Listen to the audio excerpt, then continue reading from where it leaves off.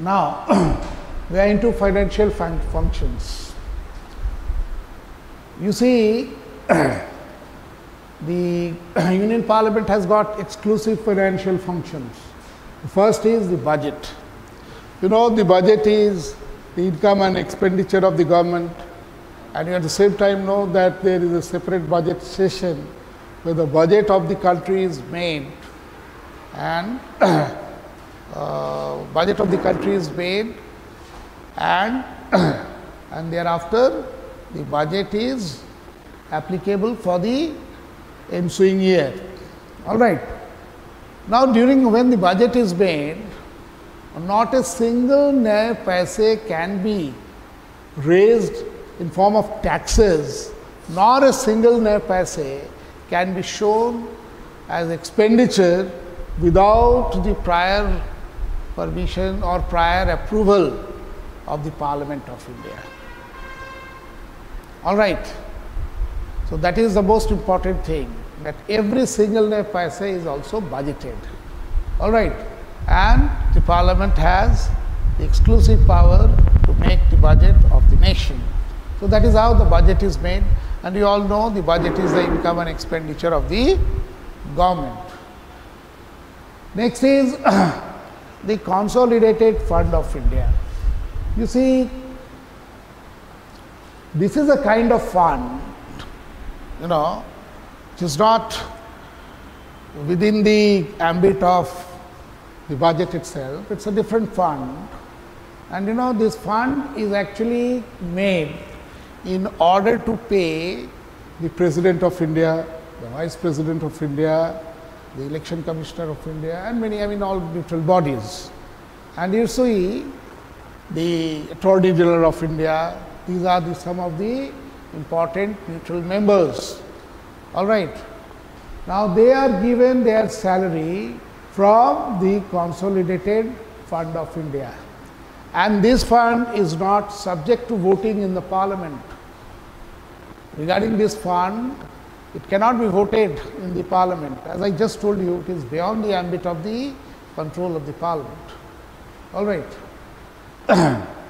And this Consolidated Fund actually is prepared for, you see, for the dignity of these members, like these people, like the President, the Vice President, the judges of the Supreme Court and High Court, as I just forgot to tell you, and of course, all the other neutral bodies like the Election Commissioner of India, the Auditor General of India, the Attorney General of India, and so on. So, this is all about the financial powers of the Parliament. Next is the judicial functions.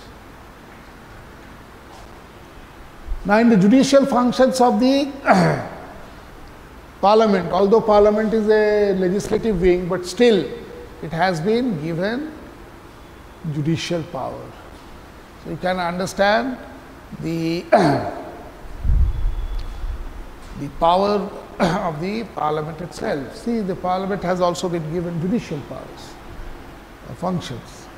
Now, the first is impeachment of the President and the Vice President. You all know that the Parliament has the power that it can impeach the President, the first citizen of the nation, and the Vice President, the judges of the Supreme Court and High Court, and all those independent, all those neutral bodies or officials. You see, here we have to know the process of impeachment. You see how the impeachment is done. See, first of all, impeachment is done, you see, by giving a notice. All right, a resolution will have to be passed in order to impeach any of these bodies. First of all, or rather any of these officials. You see, a 14 days notice has to be served, and thereafter either of the two houses can initiate the impeachment of any one of them. You see, say the Lok Sabha initiates the impeachment by giving a 14 days notice, but it will have to first pass a resolution by at least 1/4 of its member, and then it is supported by 2/3 majority of its house. Once it is passed by 2/3 majority of Lok Sabha, as per example, then the same process will have to be initiated in Rajya Sabha. That means a 14 days notice, a resolution will have to be passed by 1/4 of its members, followed by 2/3 majority. Then only the president and the vice president stands impeached. In case of the judges of the Supreme Court and High Court and other neutral officials, the same process is followed. The only thing is that it is 2/3 of the present and voting is required, not the 2/3 of the total majority is required, as in case of president and vice president. You must know this difference. For judges and of the Supreme Court and High Court and the other officials, it is only the 2/3 of the present and voting, means those who are present there and those who are voting. Only 2/3 of that is required to remove them. Next is regarding the defamation and contempt. All right. See, Parliament is a very unique body. You see, it's a body of reverence and respect. It has its own dignity, and therefore, no one is supposed to defame the authority and its functioning. Now, what happened, and therefore, it can call anyone, whatever his status may be, to its bar. You know, Parliament has its own bar, to come and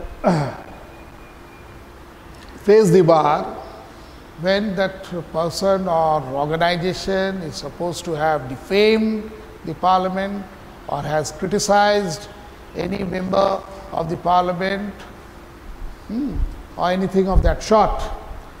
So, you see, that means the Parliament can call such members to its bar. And Parliament made a history in the year 1961, if I am not wrong, in the month of August, when it called a journalist to its bar, or it served a warrant to the journalist. The journalist then went to the Supreme Court for his exclusive power of right to speech and expression as his fundamental right.